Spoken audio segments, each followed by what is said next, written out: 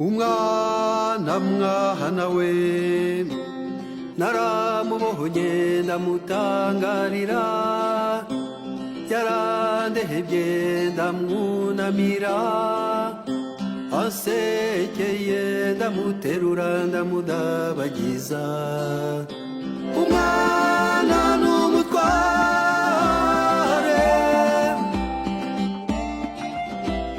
umwana n'umutware mumutege amatwi amaso n'umutima abafitiye ubutumwa buhanitse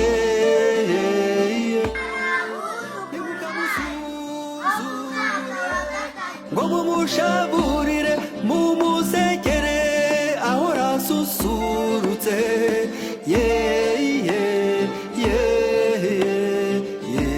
umwana mwana we naramubohonye ndamutangarira yarandehebye ndamwunamira asekeye ndamuterura ndamudabagiza umwana n'umutware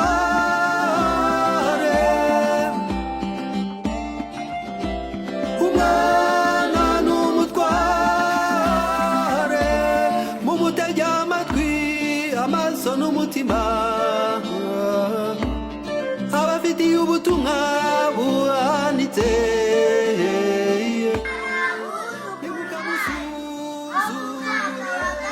ngo mumushaburire mumusekere ahora asusurutse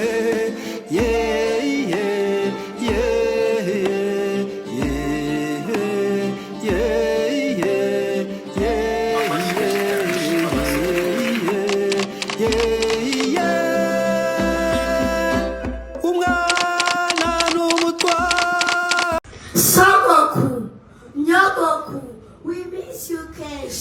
Turabakunda cyane. You give us love every day. Muze tubataramire.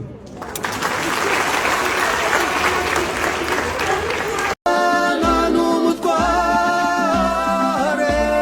mumutege amatwi amaso n'umutima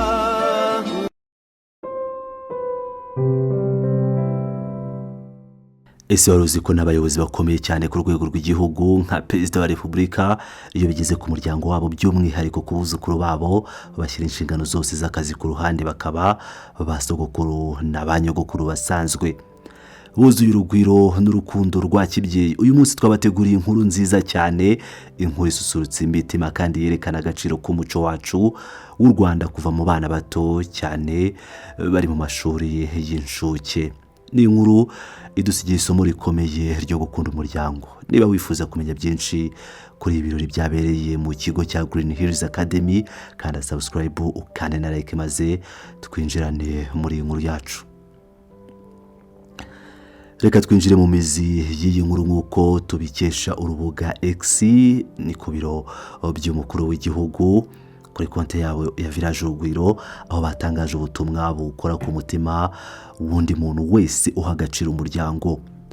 Muri iyo nyandiko yabo basohoye mu masaha make ashize bavuzemo bati uyu munsi mu kigo cya Green Hills Academy Perezida Kagame na First Lady cyangwa se Madamu we Jeannette Kagame bifatanyije n'abandi kwizihiza umunsi witwa Grandparents Day.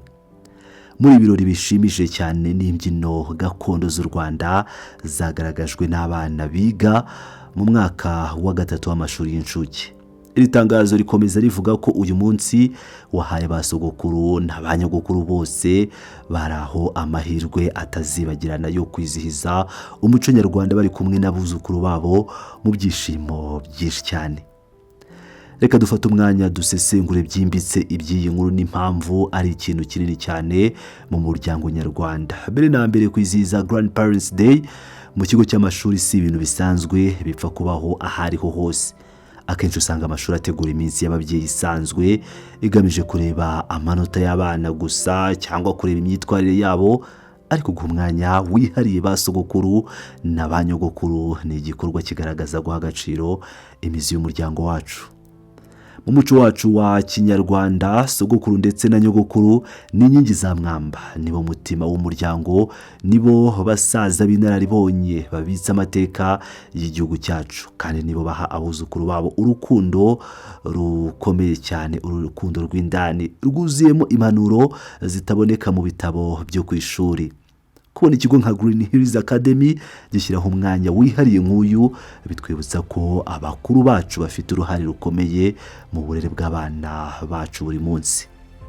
Kuba rero nyakubahwa perezida w'igihugu na madamu we baritabiriye iki gikorwa mu maso y'abandi babyeyi bose bari aho, bitanga urugero rwiza cyane rudasanzwe ku banyarwanda bose ndetse n'abayobozi mu nzego zose. Twese tuzi uburyo umukuru w'igihugu aba afite inshingano nyinshi cyane kandi ziremereye, harimo imiyoborere, umutekano w'igihugu, gushaka abashoramari, iterambere n'ibindi byinshi bikomeye.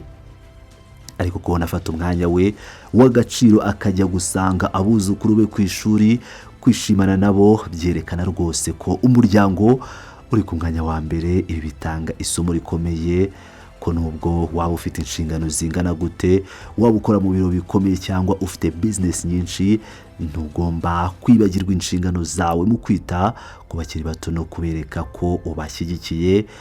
Nibyo mu rurimi rw'icyongereza bita work life balance, kuringaniza neza cyane akazi ndetse n'ubuzima bwite bwo mu muryango wawe. Perezida Kagame rero yatweretse ko nubwo ayoboye igihugu, ku buzukuru be ari sogokuru wuzuye urukundo.